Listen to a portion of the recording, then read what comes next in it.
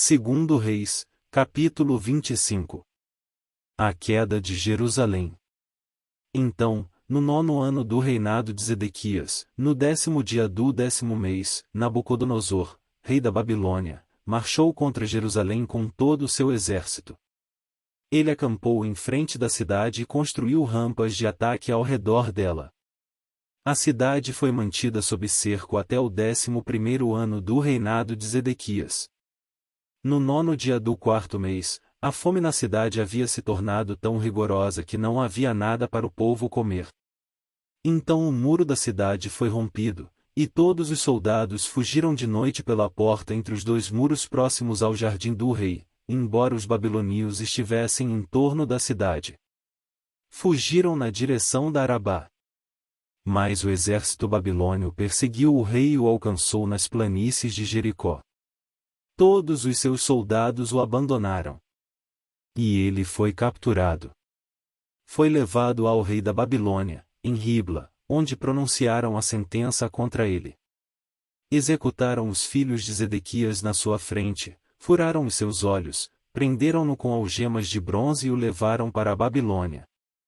No 7º dia do 5º mês do 19º ano do reinado de Nabucodonosor, rei da Babilônia, Nebuzaradã, comandante da guarda imperial, conselheiro do rei da Babilônia, foi a Jerusalém. Incendiou o templo do Senhor, o palácio real, todas as casas de Jerusalém e todos os edifícios importantes. Todo o exército babilônio que acompanhava Nebuzaradã derrubou os muros de Jerusalém. E ele levou para o exílio o povo que sobrou na cidade, os que passaram para o lado do rei da Babilônia e o restante da população. Mas o comandante deixou para trás alguns dos mais pobres do país, para trabalharem nas vinhas e nos campos. Os babilônios destruíram as colunas de bronze, os suportes e o tanque de bronze que estavam no templo do Senhor e levaram o bronze para a Babilônia. Também levaram as panelas, as pás, os cortadores de pavio, as vasilhas e todos os utensílios de bronze utilizados no serviço do templo. O comandante da guarda imperial levou os incensários e as bacias de aspersão, tudo que era feito de ouro puro ou de prata. As duas colunas, o tanque e os suportes, que Salomão fizera para o templo do Senhor, eram mais do que podia ser pesado.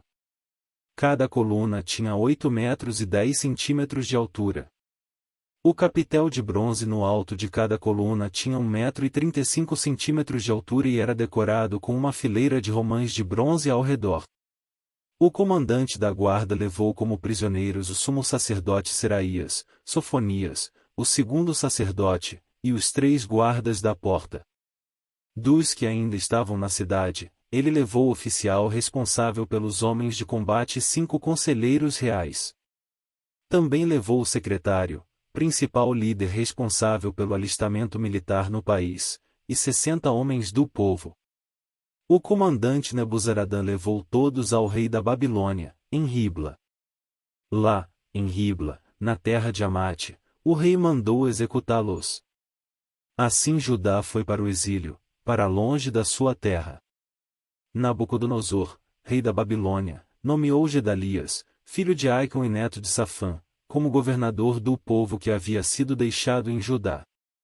Quando Ismael, filho de Netanias, Joanã, filho de Cariá, Seraías, filho do netofatita Tanomete, e Jazanias, filho de um Maacatita, todos os líderes do exército, souberam que o rei da Babilônia havia nomeado Gedalias como governador, eles e os seus soldados foram falar com Gedalias em Mispá.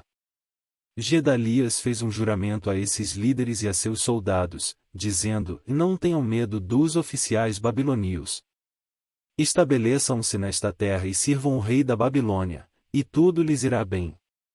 Mas, no 7º mês, Ismael, filho de Netanias e neto de Lisama, que tinha sangue real, foi com 10 homens e assassinou Gedalias e os judeus e os babilônios que estavam com ele em Mispá. Então todo o povo, desde as crianças até os velhos, inclusive os líderes do exército, fugiram para o Egito, com medo dos babilônios. Jecônias é libertado. No 37º ano do exílio de Joaquim, rei de Judá, no ano em que Evil-Merodach se tornou rei da Babilônia, ele tirou Joaquim da prisão, no 27º dia do 12º mês. Ele o tratou com bondade e deu-lhe o lugar mais honrado entre os outros reis que estavam com ele na Babilônia. Assim, Joaquim deixou suas vestes de prisão e pelo resto de sua vida comeu à mesa do rei. E diariamente, enquanto viveu, Joaquim recebeu uma pensão do rei.